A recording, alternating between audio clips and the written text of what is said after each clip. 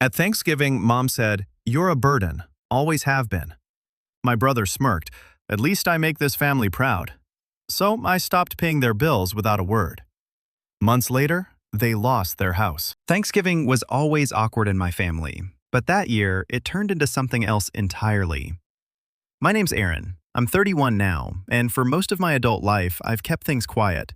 I've always been the quiet one, the helpful one, the one who never asked for much, just stayed in the background and did what needed to be done. Maybe that was my mistake. I guess when people get used to you being invisible, they start thinking you're not really there. Growing up, my brother Luke was the golden boy. Star quarterback in high school, scholarship to college, business degree, you name it, he had the spotlight.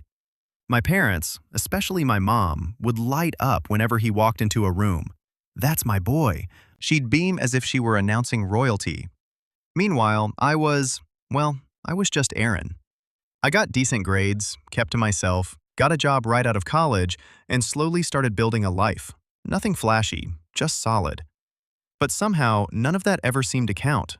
The real kicker, I was the one quietly helping keep everything afloat. My dad had a health scare about 5 years ago and had to cut back on work. The bills didn't stop, of course. So I stepped up, started covering the mortgage, utilities, some of the medical costs. It was never supposed to be permanent, just something I could do to help. You know, family takes care of each other. Or at least that's what I thought. But the longer I helped, the less they seemed to notice. Or maybe they noticed and just decided it was owed to them. Luke never offered a dime.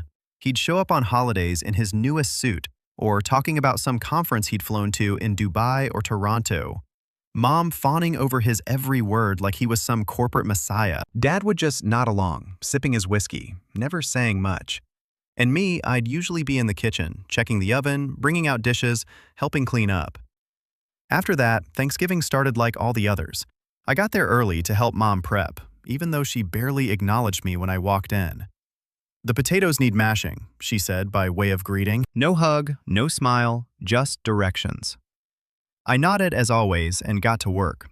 Luke showed up an hour later with a bottle of wine and a new girlfriend, someone named Danielle, who barely looked old enough to drink. Everyone oohed and eed over her while I set the table, ignored in plain sight. Dinner was the usual routine of Mom bragging about Luke's latest big moves and Luke acting like he invented the concept of work. Danielle laughed at all his jokes, loud and forced, and I just sat there cutting my turkey into smaller and smaller pieces, chewing slow, staying quiet until the conversation shifted. It started with something harmless. Mom mentioned how it must be nice to live alone, implying I had it easy.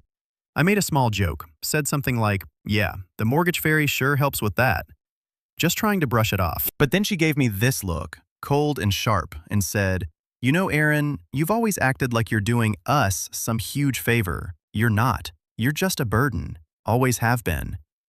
The whole table went silent for half a second. I actually blinked, thinking I'd misheard her. But before I could say anything, Luke chuckled, shook his head, and added, "At least I make this family proud." There it was. That line, that gut punch. Something about the way he said it, so casual, like it was a universally agreed upon fact, like I should already know and accept it. It just made something in me go still. I put down my fork, slowly pushed my chair back, and stood up. I didn't say a word, didn't throw a fit, didn't even look at any of them. I just walked out, grabbed my coat, got in my car, and drove home. I remember the drive was weirdly quiet. I didn't even turn on the radio. My phone buzzed once or twice, probably text from Mom asking where I went, or maybe Danielle trying to smooth things over. I didn't check. I just drove in silence, parked, went inside, and sat on my couch for a long time, thinking. I thought about every bill I'd paid, every quiet sacrifice, every time I'd been there when they needed something, rides, groceries, last-minute repairs. I thought about how not once had I ever been thanked. Not once had anyone said, "We appreciate you." Instead, I got called a burden right after peeling potatoes for 3 hours and covering their mortgage again. For a while, I wasn't sure what to do. I was angry, yeah. But more than that, I felt numb. Like I just realized something I should have known a long time ago. They didn't see me as part of the family. They saw me as a tool, a utility, a wallet with legs. So I stopped, Cold turkey. No more payments, no more quiet help, no more being the family doormat. I didn't send a message. I didn't explain. I just let it all go. Turned off the autopay, deleted the bill reminders from my calendar, and went about my life. Weeks passed. Then, one afternoon, my phone rang. It was Dad. He never really called me. Even growing up, he'd let Mom handle most things. So when I saw his name pop up, I hesitated, but I answered. "Hey, Dad," I said. His voice was stiff, annoyed. "Aaron," he said, "why is the mortgage unpaid?" I didn't miss a beat. I just leaned back in my chair and said, "Ask your pride and joy." Then I hung up. And that was when things started unraveling. After that call, the silence was deafening and telling. Nobody reached out. Not Mom, not Luke, not even with a half-hearted, "Hey, you okay?" It was like they expected me to crawl back the moment the consequences hit. Like my absence was just a tantrum, temporary. They didn't understand yet, but they would. 2 days after Dad called, I got a text from Mom. No greeting, no context. Just, "We need you to sort out the mortgage before it affects our credit. Don't be childish." Childish. That was the word she chose. Not, "We're sorry," not, "Let's talk," just a command, cold and clipped. I stared at the screen for a long time, thumb hovering. I could have said a lot. I could have let the years of resentment pour out in one long message, but I didn't. I left it on red and put my phone down. If they wanted to pretend I was just a cog in their machine, fine. Let's see how they function without me. The fallout came slower than I expected, but it came. I started hearing things through extended family, mostly from my cousin Rachel, who lived a few blocks from my parents. She called me one night with a nervous laugh. Just a heads up, your mom's been telling people you've been going through something, that you're not well lately." My stomach sank. "Not well," I repeated. "Yeah," she said carefully. "Mental health stuff. Saying you're having some kind of breakdown, that you're unstable, lashing out." I didn't believe it, obviously, but she's spinning this story like you're off the rails. I closed my eyes and took a slow breath. There it was, classic deflection. Instead of facing the truth, they were rewriting it, casting me as the problem, making it look like I'd snapped, like I was unreliable, erratic. It was easier than admitting they'd leaned too hard for too long and finally broke the one person holding the family up. I shouldn't have been surprised, but it still stung. What really got me, though, was how they handled Christmas. It had always been at my place the past few years, mostly because I had the space and the patience. I did the decorating, cooked the dinner, bought thoughtful gifts. Even when money was tight, I made it feel like something. But that year, I didn't invite them. I didn't say a word. I figured they'd get the message. Instead, they held their own gathering without telling me and posted a bunch of smiling group photos on Facebook. Luke grinning next to Mom, Danielle holding a glass of wine by the tree. I bought them last year. The caption read, "Grateful for family. Some people may leave, but the ones who matter always stick together." It hit harder than I expected. I wasn't even mad at first, just hollow, like I'd finally been cut out completely. They didn't miss me, they just patched over the space I left and kept going. But the cracks started showing not long after. Rachel called again in mid-January. "You're not going to believe this," she said. "Luke's in trouble." I raised an eyebrow. What kind of trouble? "He quit his job." I blinked. "Why?" "He says he's starting his own thing, some consulting business or something. But rumor is he got pushed out. Misused company funds or something shady. Nobody's saying the full story." That caught me off guard. Luke had always been the golden child, sure, but not exactly the responsible type. He liked appearances, nice cars, flashy watches, designer suits. I'd quietly wondered for years how he afforded his lifestyle without it catching up to him. Now it sounded like it finally had. I didn't say anything to Rachel at the time, but in the back of my mind, a quiet thought stirred. They're going to come knocking again. And they did. It started with a long message from Mom, unusually sweet, almost performative.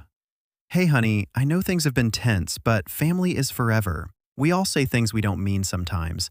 Can we talk? Maybe have dinner soon. I'll make that roast you like." I didn't reply. 2 days later came another message. This one from Dad. Clipped again. We're going through a rough patch. Mortgage is 2 months behind now. Your mother's upset. Can you please help us out? Just this once? I stared at my screen and just laughed. Just this once. I'd been helping out for years, silently, without thanks, without recognition. And now, after being called a burden and cast aside like some bitter embarrassment, they wanted me to step in again. Just this once. What struck me more than anything was how little they seemed to understand what they'd done. To them, I was still the fallback plan, the quiet one, the helper.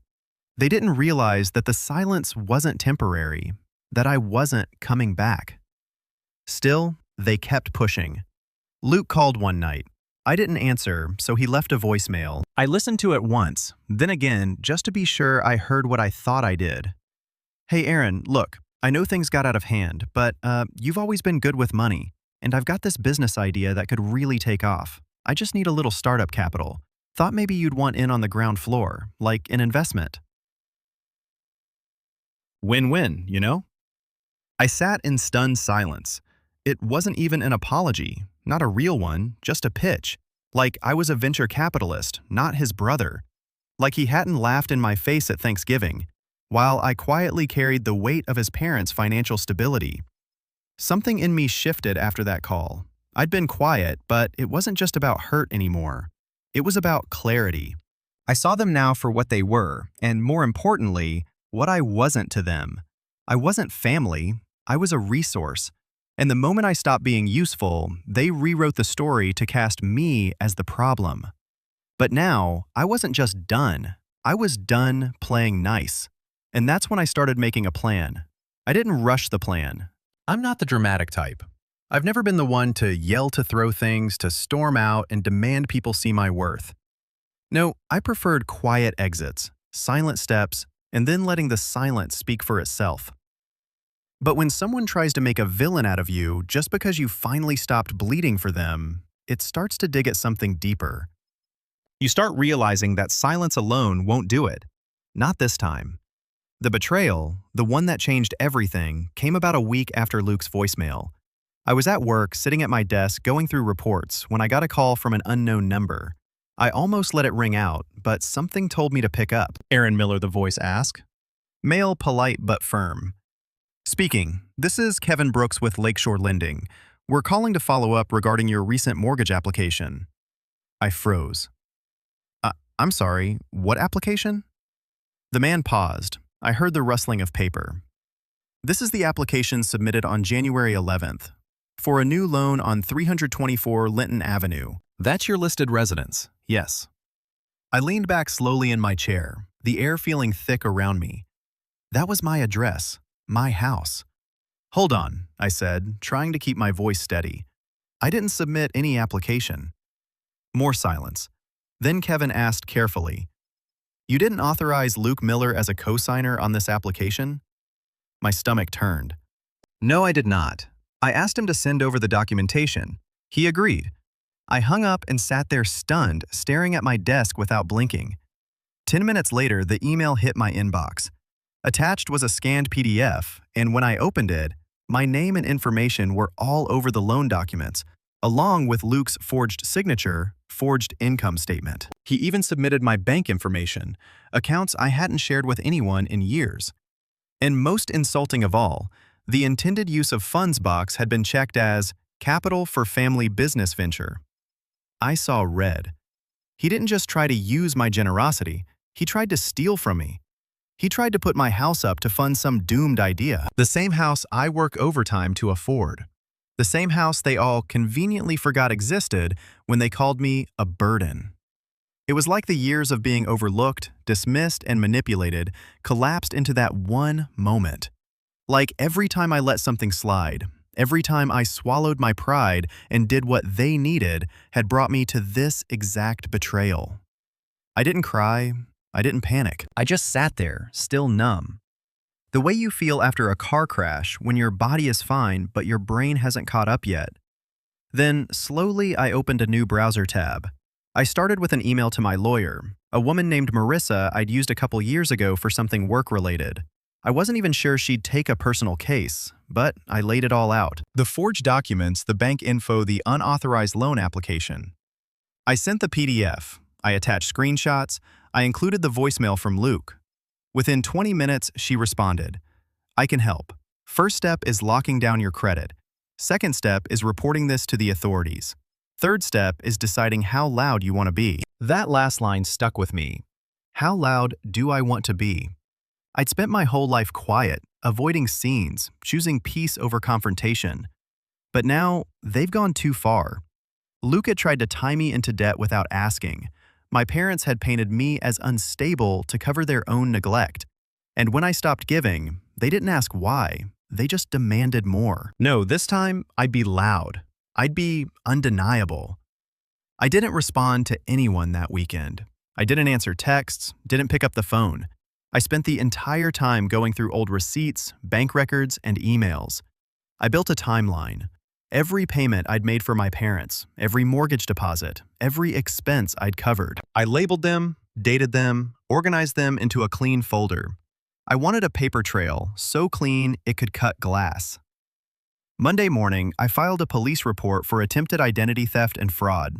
I handed everything over to Marissa, who drafted a cease and desist for Luke, legally barring him from using or accessing any of my financial records or personal information. She also added a clause to protect my house from any further activity without my explicit written consent. And just for good measure, I froze all my credit accounts, changed every password, I had set up two-factor authentication on everything. Luke wasn't getting near anything I owned again. 3 days later, I got a call from Luke. This time, I answered. Aaron, he said like we were old friends. Hey, listen, I think there's been some kind of misunderstanding. Save it. He stopped. What? I know what you did. I have the documents. The bank called me directly. I've already filed the report and you're going to be hearing from my lawyer. There was a pause, then a nervous laugh. Dude, come on. It wasn't like that. I needed a little help, man. I figured we'd both benefit. It's not like I was going to mess you over or anything. You already did, I said flatly. You just didn't expect to get caught. Okay, look, he said, tone shifting fast. Let's just be real for a second, all right? You've always had help. You live alone. No kids, no real responsibilities. You can afford to float some cash. I'm trying to build something. You're just sitting there. Why not do something that actually matters for once? That was the moment I realized he really believed it. He wasn't just manipulative. He genuinely thought he was entitled to my life, my money, my home, because in his mind, he mattered more. I was just the quiet one, the background character, the fallback plan. I hung up without another word. That was when the real fallout began. The days that followed were some of the hardest I've had in years. Not because of what Luke did. By then, I'd already locked everything down. I wasn't in danger of losing my house, and my finances were safe. No, the real weight came from something deeper, something colder. I hadn't realized how much I still wanted to believe my family would come around. That maybe after everything, they'd see what they had done. Maybe they'd apologize. Maybe I'd hear my dad say something, anything, about how wrong it was, about how far things had gone. But the silence told me everything I needed to know. No one called to ask what really happened. No one reached out to say, "We're sorry Luke did that." Instead, they doubled down.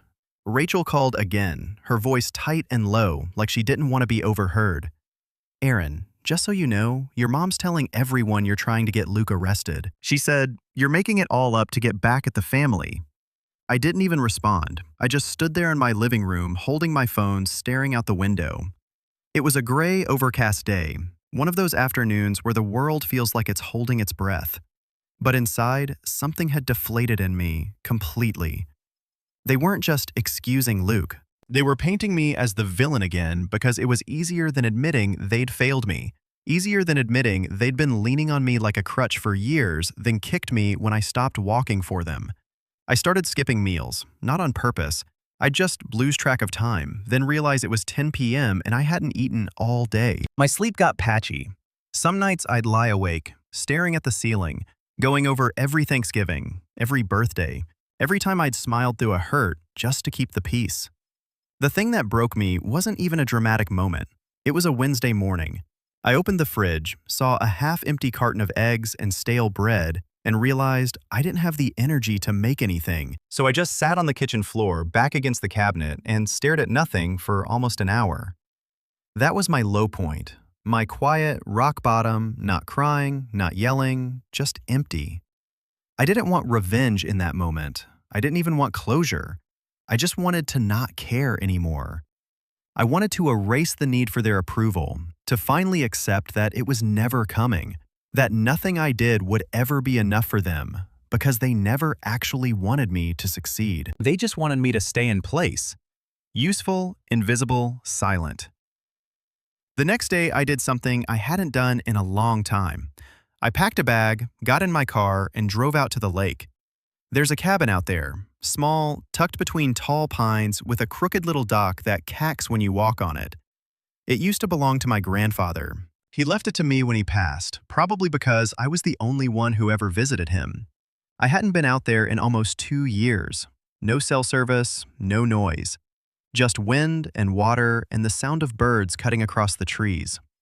I stayed for 3 days, didn't tell anyone, didn't bring my laptop, just a notepad, some books, and a thermos full of coffee. I sat by the water, walked the trails, let my brain settle, and slowly, without even trying, the plan started to take shape.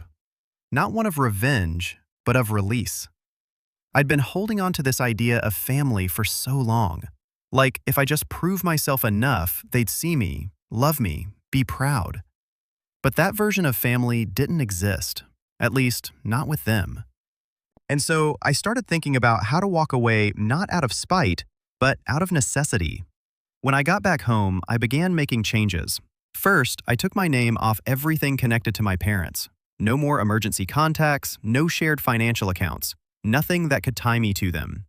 I contacted the bank and made sure they flagged any future attempts at joint applications or requests under my name. I also gave Marissa my lawyer power of attorney to act on my behalf for any related matters. She was more than happy to help, especially now that things were escalating. Then I quietly started looking at job transfers. My company had branches out of state, one in Oregon, one in Colorado. I didn't tell anyone yet. I just wanted to see what it would be like to start fresh, to live where no one knew me as the disappointing son or the background brother. I wasn't rushing it, I wasn't making some big announcement, but for the first time, I felt like I was building something for me. Still, as I took steps to leave them behind, I knew it couldn't end like this. Not completely. Not without the truth coming out. Because they were still out there telling people I was unstable, that I was the problem, that I'd abandoned my poor, struggling family after all they'd done for me. And that lie, I couldn't let that stand. So I waited. I stayed quiet. But behind the scenes, I was preparing the final move. Because the moment would come when they'd push one step too far, again. When they try something new, and when they did, I'd be ready. It didn't happen overnight, but slowly, piece by piece, I started putting my life back together. Only this time, I was building it on my own terms. No guilt, no obligation, just quiet, deliberate choices made for myself and no one else. The first real shift came from work. I'd been in the same role for 5 years, project analyst for a logistics company. I liked it well enough, but I'd never really pushed for more. Always kept my head down, always took the extra assignments without complaint, just like I had at home. But after everything that had happened, something in me clicked. I stopped waiting for someone to notice my work and started speaking up. I pitched a new client retention model during a team meeting, something I'd been fiddling with in my free time for months. Our regional manager loved it. Within a few weeks, I was presenting it to the executive team. A month later, they offered me a position in their new office in Portland, Oregon, a bump in title, a bump in salary, and best of all, a relocation package. I didn't say yes immediately, not because I wasn't interested, I was, but I needed to know I was doing it for the right reason.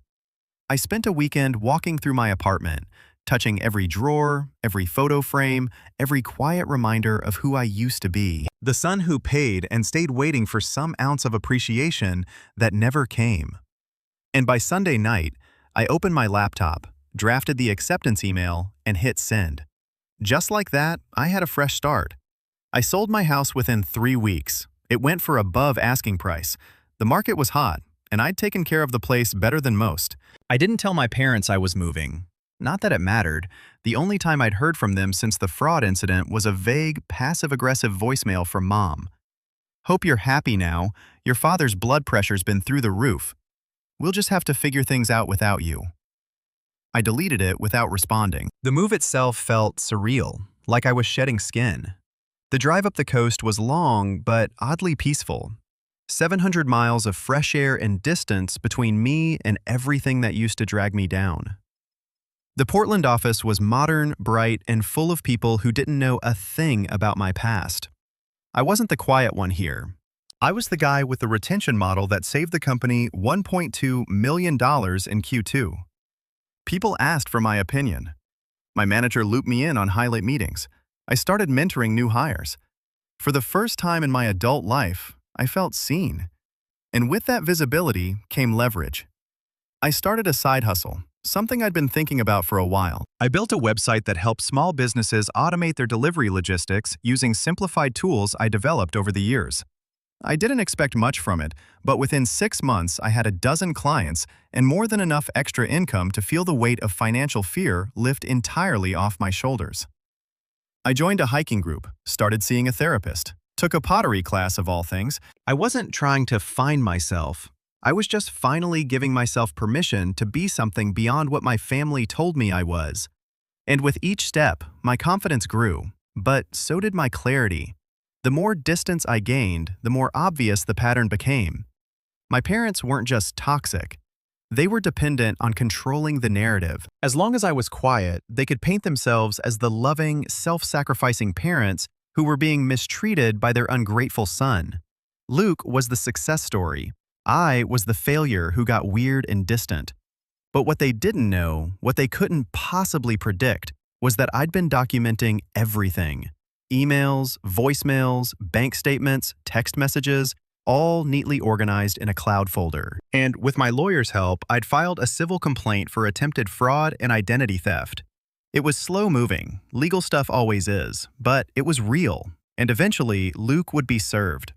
But that wasn't even the part that excited me anymore. No, what I was really waiting for was the moment they'd try to rope me back in again, because they would. People like that always do. They'd wait until the financial strain hit again, until Luke's next big venture failed, until Dad's blood pressure became more than a voicemail weapon. Then they'd reach out, full of syrupy apologies and desperate charm. And this time, I wouldn't just ignore them. This time, I'd answer. But not as the silent son they used to rely on. Not as the fallback plan. I'd answer as the man who no longer needed them, who had built his life up from their rubble and stood taller than they ever expected. And I wouldn't just walk away. I'd burn the bridge they built. But first, I waited. And as I waited, I got stronger. Because sometimes the best revenge isn't about what you do, it's about who you become. And I was becoming someone they would never recognize or control. And they had no idea what was coming next. It was early spring when the opportunity finally came. Not with a bang, but with a casual email buried in a pile of spam. The subject line read, "Miller Family Mortgage, Urgent Inquiry."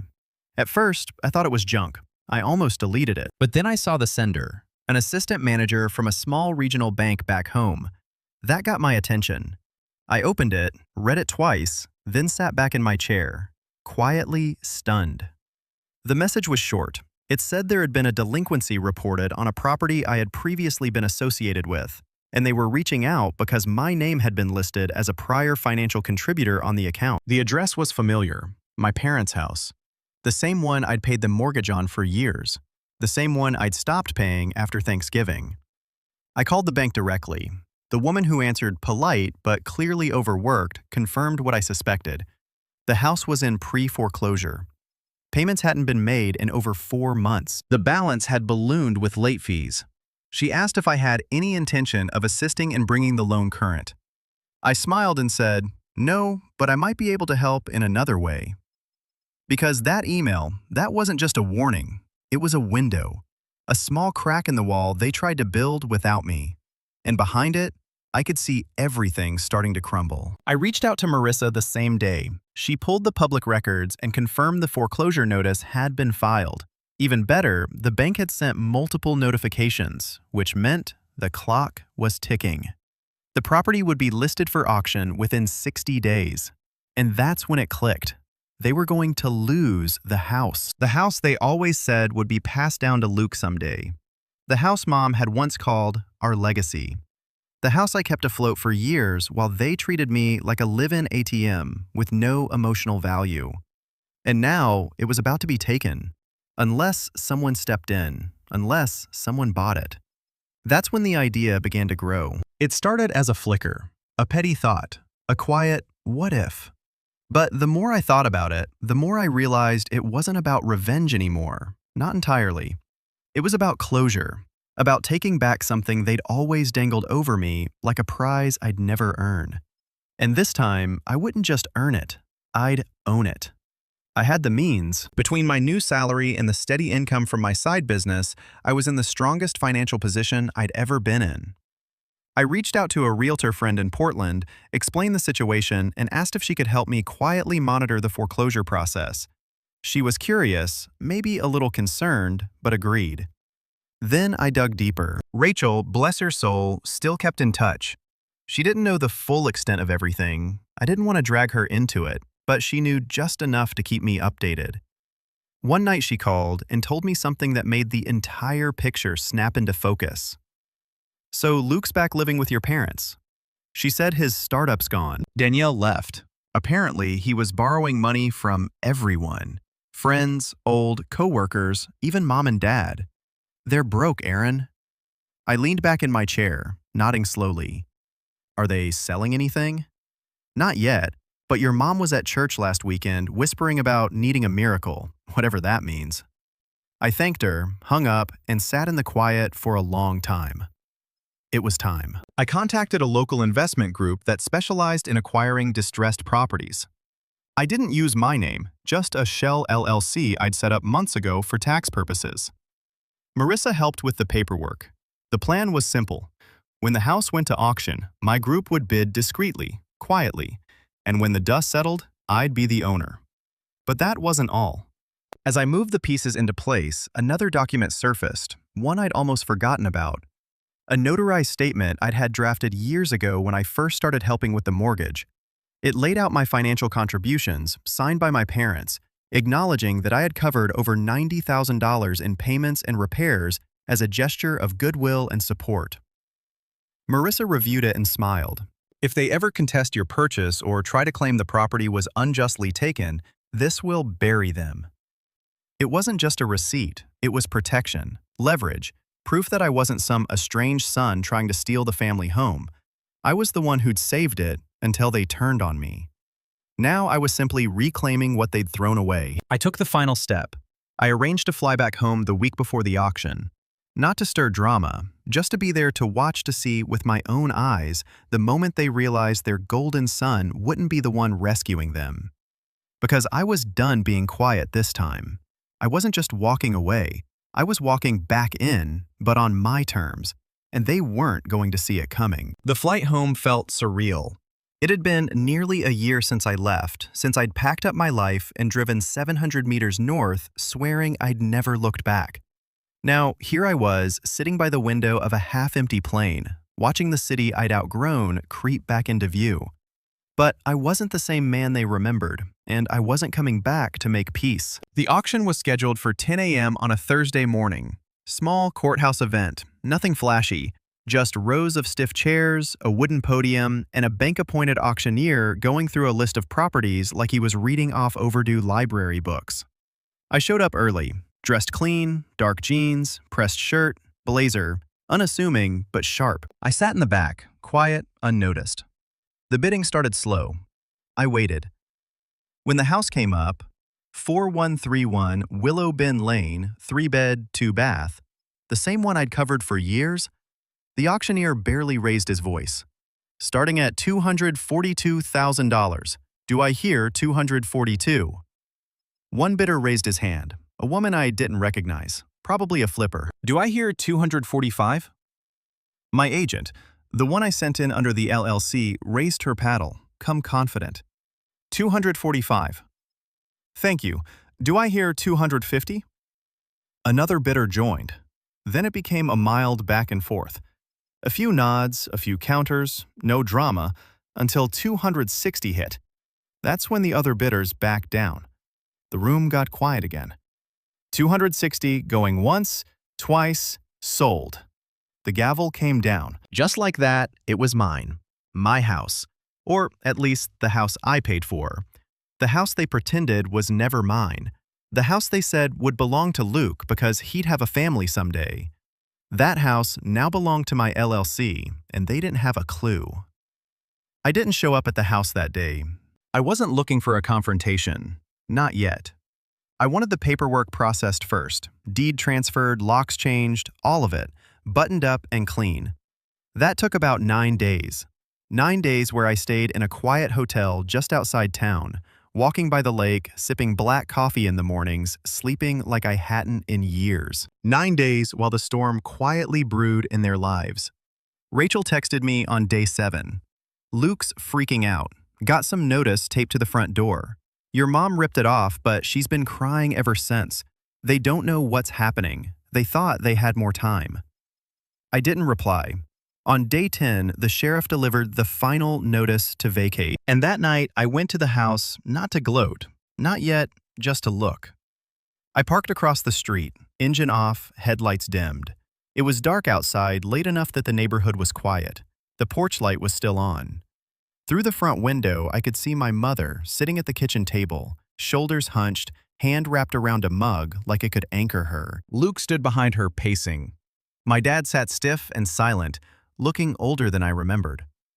I watched them like strangers, and in a way, that's what they were now. They had no idea they were sitting in my house. The next morning, my property manager hand-delivered the final document, a formal notice of ownership, an intent to renovate the property, effective immediately. Inside was a personalized letter, carefully worded by my lawyer. It read, "This property is now under new ownership. All prior occupants must vacate by Friday. There will be no further extensions and no exceptions. We recommend securing alternate housing immediately." It was signed by me, not as Aaron, but as the managing partner of the LLC. I didn't plan on seeing them, but fate or karma had other ideas. The following day, I was walking out of a bakery downtown when I saw them, all 3 of them, Mom, Dad, Luke, standing outside a bank across the street, huddled together like a storm-battered flock. Mom looked pale and frantic. Dad was rubbing his forehead. Luke was on the phone barking into it, red-faced. I don't know if it was the bank denying them another loan or the landlord of whatever rental they were begging for, but they looked completely untethered. For the first time, they looked like the ones who didn't belong. I stayed across the street. I didn't wave, I didn't approach, but I did make eye contact with my mother. For one long second, she froze when she saw me. Her lips parted like she might say something, but she didn't. She just stared, as if she wasn't sure if I was real or some ghost from a past she'd never imagined would come back with power. I held her gaze, gave her the smallest nod, then turned and walked away. That night, I got a text. It was from a number I didn't recognize at first, but I knew the tone instantly. "Why are you doing this to us? We're still your family." I didn't reply right away. I let it sit. Then, after a full day passed, I wrote back, "No, you were my family. And then you showed me what that meant to you." This is me finally listening. They never responded. 2 days later, they were gone. No forwarding address, no farewell. The house was empty, and for the first time in years, so was the weight on my chest. I walked through the empty house the following week. It was quiet, eerily so. The kind of quiet that clings to walls after years of noise and memories. But this time, the silence didn't sting. It felt clean, like the end of something heavy. The kitchen still smelled faintly of cinnamon and old coffee. Even though all the furniture was gone, they'd taken what they could. The table, the cheap art on the walls, the old recliner in the living room that Dad used to doze off in every night. But they left behind the photos. Faded school portraits of Luke, graduation shots, A family Christmas picture from 15 years ago where I was half cut off on the side of the frame. I found a dusty shoebox in the back of a closet with my name on it. Inside were childhood drawings, a couple of old report cards, and one wrinkled thank you note I'd written my mom in 3rd grade after she packed my favorite lunch. She'd kept it, apparently. Or maybe she just forgot it was there. I didn't take it with me. I left it in the box. Because that version of me, the one who craved their love, who tried to earn a place at the table by paying the bills and swallowing the insults, he didn't live here anymore. I closed the box, and then I locked the door. Word got around. I didn't spread it. I didn't need to. This town ran on whispers and backyard fences, and it didn't take long for people to piece together what had happened. Rachel told me that my mother started telling people I'd tricked them, that I'd stolen the house while they were vulnerable. But the truth had receipts, bank notices, court filings, a paper trail so long and sharp it cut through every lie they tried to spin. And the best part, it wasn't just about the house anymore. Luke's fraud case moved forward. The forged loan documents, the identity theft attempt, it all caught up with him. My lawyer submitted everything to the authorities. The investigation was quiet but thorough. A few months later, I got a message from the county clerk's office. Luke had taken a plea deal, fines probation, and a permanent mark on his record. Nothing dramatic, no orange jumpsuits or breaking news, but it would follow him for the rest of his career. The golden boy had finally learned what it meant to fall. As for my parents, they moved in with one of my mom's cousins out of state, a small place shared with another family member. Rachel said they hated it. No privacy, no control, no pedestal to stand on. They tried reaching out once more. An envelope mailed to my new address, handwritten, begging for reconciliation. I didn't open it.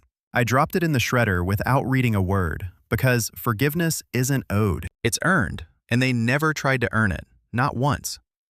6 months later, the house was fully renovated. I didn't move back in.